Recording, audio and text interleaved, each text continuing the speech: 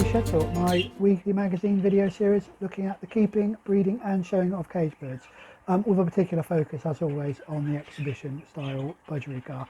And as the title of this particular episode might suggest, keeping track, I'm going to talk in this episode about keeping track of your birds and around record keeping, and some of the problems I've had recently that were highlighted, or some of the shortcomings I've had recently that were highlighted when I started going through and sorting through the cocks and hen birds and discovering that some of the birds I just didn't have a record of.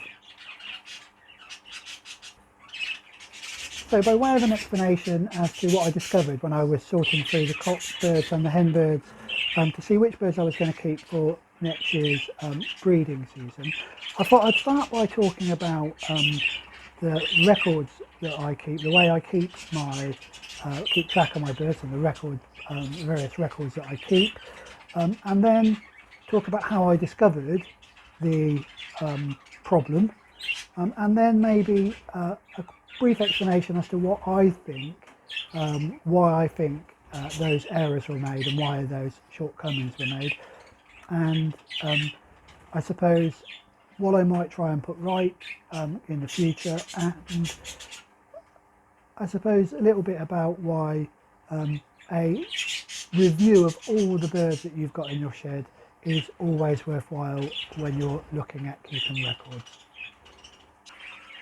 So I guess like most people, I keep records of my bird room, both in terms of breeding records and then generally in terms of the birds that I keep. And I think most people probably use 2 or maybe 3 different ways of keeping a track of their birds, and I'll break those down. I think generally most people will keep a breeding record card, which will be a record of each individual breeding pair.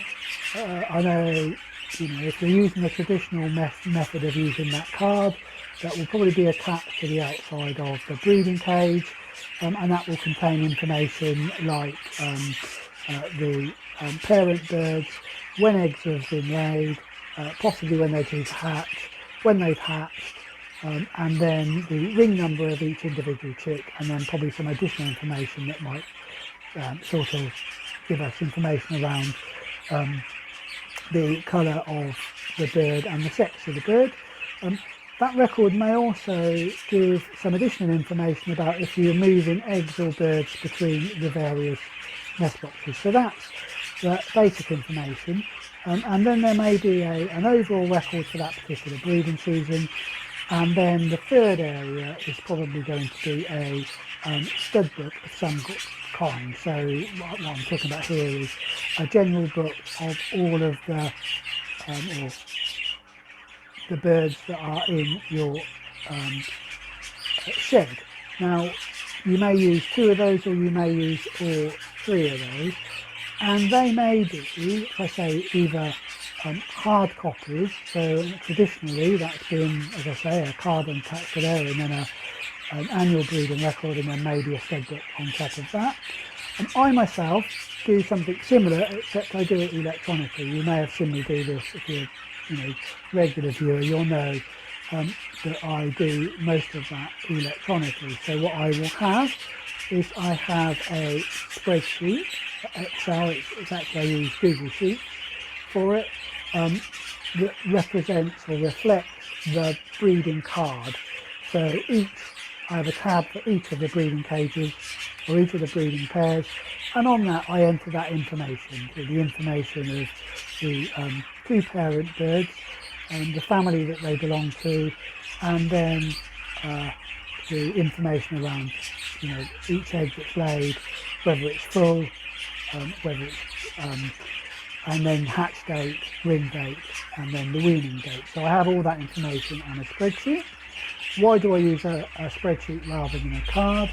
The main reason for that is because I find it slightly easier, and secondly is because I can then manipulate that data into around giving me some idea of how my breeding season's gone.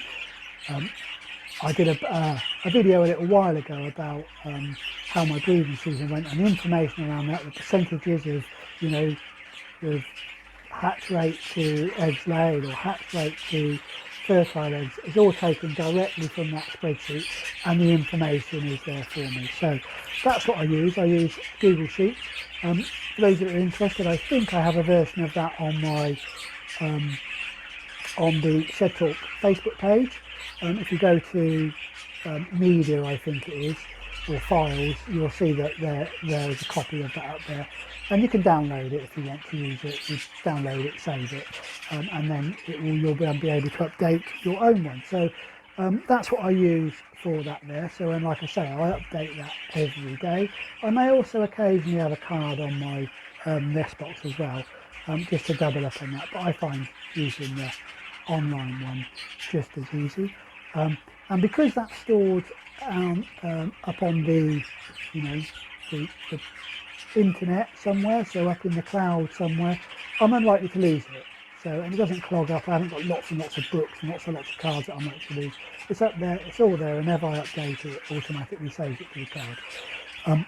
So that's the first thing that I use. And then running alongside that, I suppose my stud book is I use a program called Zoo-Easy, and that basically has all of the birds that I've got by ring number, and I can then transfer the information from my spreadsheet onto that in slightly slower time, which is what most people do with their breeding record cards. They then add them into their stud book in slightly slower time. So that's the two that I use, and obviously the main online Zoo-Easy database that I use is my main stud book, and that's the one that tells me what birds I've got in the breeding room. So based on that, what could possibly go wrong? Well, I guess most of you out there that breed birds will know that the breeding season, certainly for me anyway, the breeding season is the busiest time of the year. At the moment, I've got, 1, 2, 3 flights to worry about, and I can probably come in here first thing in the morning, and even with a good clean of each of the flights, you know, once a week, or at least one of those each day, I can probably get through this in here within a couple of hours. So probably by 10 o'clock I'm virtually finished. I've cleaned out, swept, fed, and all the rest of it. So during the breeding season, that goes from, you know, 3 flights up to probably somewhere around 15 to 20 different cages that I'm dealing with, and I'm still having to clean those, feed those, and then check nest boxes, mark eggs, candle eggs, and all the other stuff that's going on, you know, finding new pairs for new cages, all the other stuff that's going on in the breeding room during the heat of the breeding season. So suddenly the workload, you know, triples. You know, it's probably between 3 and 4 times as high, and I'm spending a lot longer in the shed doing that. And because of that, it makes the keeping records slightly more difficult. And there will be times when I will come in and there will be an emergency in the shed. You know, there will be a hen that's suddenly gone off the eggs, and I'm having to find room to move the eggs around and that sort of thing. And I'm ringing chicks. And whilst I'm keeping as up to date as possible with the records, sometimes moving the information from the breeding card into the stock register, you know, so from my spreadsheet into Zoo-Easy, sometimes gets missed. And it may even be that I will pair up a pair and forget to put that record into Zoo-Easy, or I will have rung a bird and I'll put the ring number on the card. I may just forget over that period to move the information from that into the stock book. So what does that mean? Well, for example, there have been areas here where when I've been sorting through this year's birds, where I've come across a ring number that doesn't exist on the my register. So I'll look it up in order to check who that bird's related to, and that bird doesn't even appear on Zoo Easy. So I've then got to go back through my breeding records, have a look to see which bird had that, which ring number it was, and then update the file. So, and if I did not do the complete, sort out of the birds, that bird would have been missed off my records. So, so that's one of the things that helps when I do this sort out. The other thing, of course, is that during the breeding season and at any time of the year, I may have a bird that dies, or a bird that I sell, a bird that I move on. And again, particularly in the breeding season, I may forget to move that information onto my main Zoo Easy stock book, which means that when I'm going through this, at the end of this process, I will have a list of all the birds that I've looked at, and any bird that is still on my database that's not showing up when I've gone through all of them in terms of that assessment process, I know that bird is no longer in the shed, and I will then have to look and go, did I sell it, or has it died? In most cases it will have died. So so that's one of the reasons why this process is actually quite handy. It means I can make sure that the records I've got in my electronic record book, or even if you're using a normal stock book, the records you've got are up to date, and if a bird has passed away or been sold, or you've rung a bird but forgot to enter the number in your overall stock book, that you've done that, and like I say, everything is fully up to date. So I'm now virtually there. I've just got a few more birds that are in the